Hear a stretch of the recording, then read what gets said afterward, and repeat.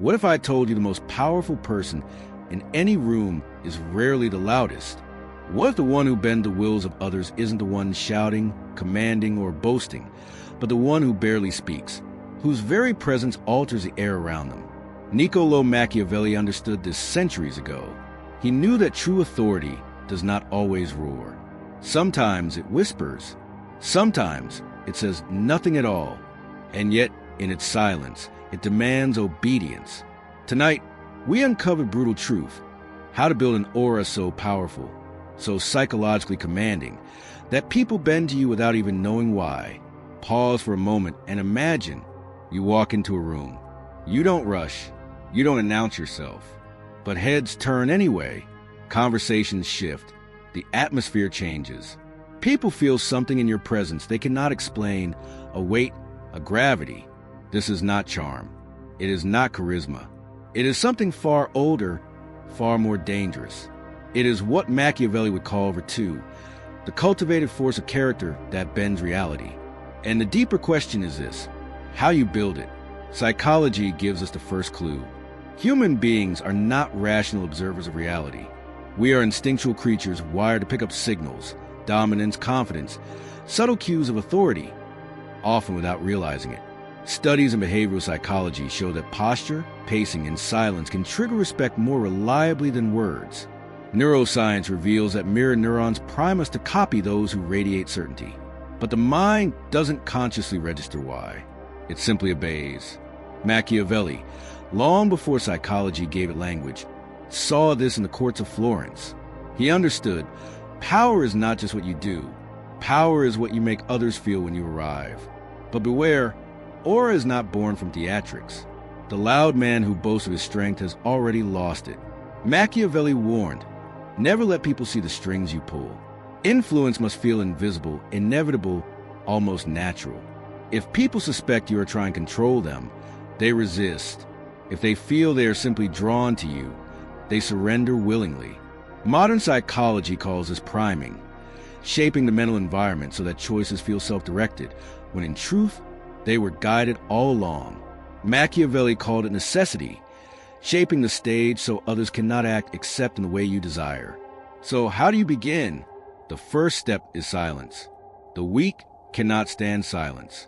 They fill it with nervous chatter, jokes, explanations, apologies. But the powerful use silence as a weapon. A pause after your words forces others to lean in, to fill the gap with their own insecurity. In that moment, you hold the frame. The one who controls the frame, Machiavelli knew, controls the outcome. Imagine two men debating. One speaks endlessly, drowning himself in his own words. The other listens, nods, and waits. When he finally speaks, every eye turns to him. Every word feels heavy. The secret: he has already won, not by speaking, but by commanding the tempo. The aura begins here. Yet silence alone is not enough. Aura requires consistency, the merging of appearance and reality. Machiavelli advised rulers to master the art of seeming. It matters less what you are, more what people believe you are. This is not hypocrisy, but strategy. A lion must appear merciful at times, ruthless at others, always as the situation demands. Modern psychology confirms perception shapes reality more strongly than truth itself. In experiments, authority figures need not prove expertise. A lab coat, a title, or even posture convinces the mind to obey. This is the essence of aura, aligning signals so every glance, every word, every pause tells the same story. And that story must be written by you. Ask yourself now, what story does your presence tell? Do people sense weakness, uncertainty, eagerness to please? Or do they feel a quiet self-possession, the weight of someone who does not beg, does not rush, does not need approval? Machiavelli would say, craft this image deliberately. Never leave it to chance. Because aura is not an accident. It is an architecture. Consider body language. The nervous tap of the foot, the restless glance, the hunched shoulders. These are silent betrayals of power. The powerful move slowly. They choose stillness where others fidget. They make eye contact, not aggressively, but steadily, holding it long enough to unsettle, never long enough to provoke. In psychology, this is called nonverbal dominance. In philosophy, it echoes the stoic calm of Marcus Aurelius, who carried the weight of empire with composure, so profound it intimidated generals. Machiavelli saw such presence as a ruler's shield. Men follow the one who seems already followed by fate itself. But here lies the paradox. Aura is not built overnight. You cannot fake it with tricks.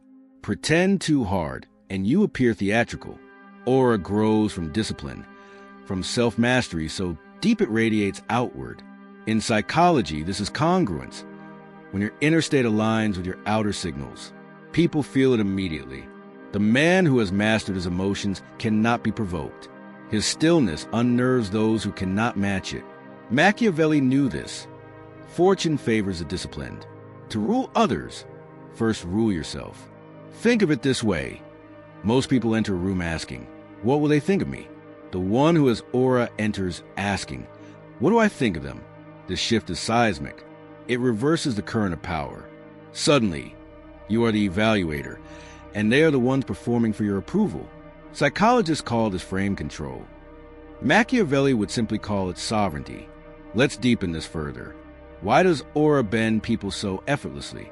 Because human beings are tribal animals. We evolved to sense hierarchy instantly. Subconsciously, we read every gesture, every tone, to know who leads and who follows. When someone radiates unshakable calm, we interpret as strength. When they remain unhurried while others rush, we sense authority. This is why Machiavelli advised rulers never to panic, never to show fear. Fear spreads, so does composure. A single man who remains calm in chaos becomes the anchor others cling to. That is aura at its peak. But aura is not mere survival. It bends wills. Imagine negotiations. One man insists, argues, pressures. The other listens, silent, unyielding. Eventually, the first man concedes, sensing futility, not because logic defeated him, but because presence did. Or imagine relationships. The one who does not chase, who remains centered, pulls others into orbit. Desire bends toward the one who seems least desperate. Machiavelli knew necessity makes people obey. When your presence feels like necessity, calm, commanding, inevitable, others cannot help but follow. You may wonder, does this not border on manipulation? Is it not dangerous to cultivate such power? Machiavelli would answer with a cold truth. The world itself is dangerous. Those without aura are bent, used, forgotten. Those with it shape their destiny. The choice is not between innocence and corruption, but between being ruled and ruling yourself. Psychology agrees. Power dynamics exist whether you deny them or not. Influence is constant.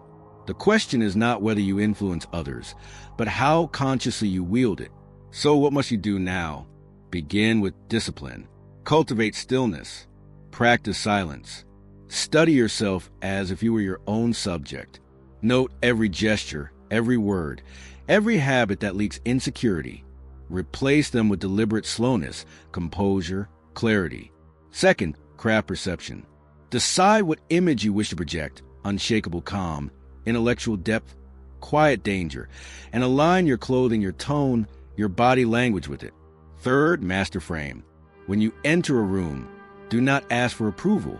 Assume evaluation flows from you to them. Hold your gaze. Control your tempo. Let others adjust to your rhythm. Finally, remember the Machiavellian law. Conceal effort.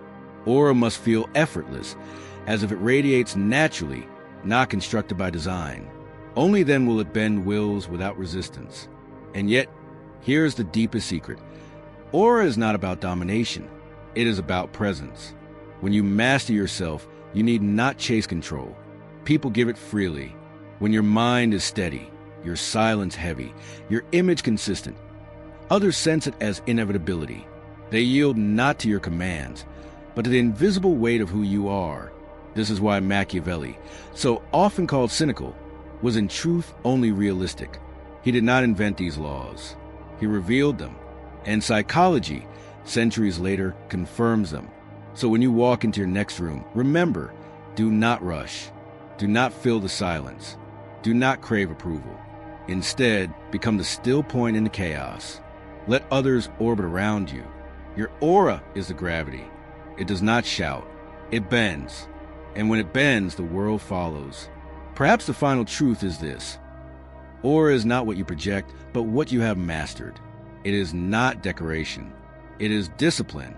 The aura you carry is the echo of battles won within yourself. And when others feel it, they cannot resist.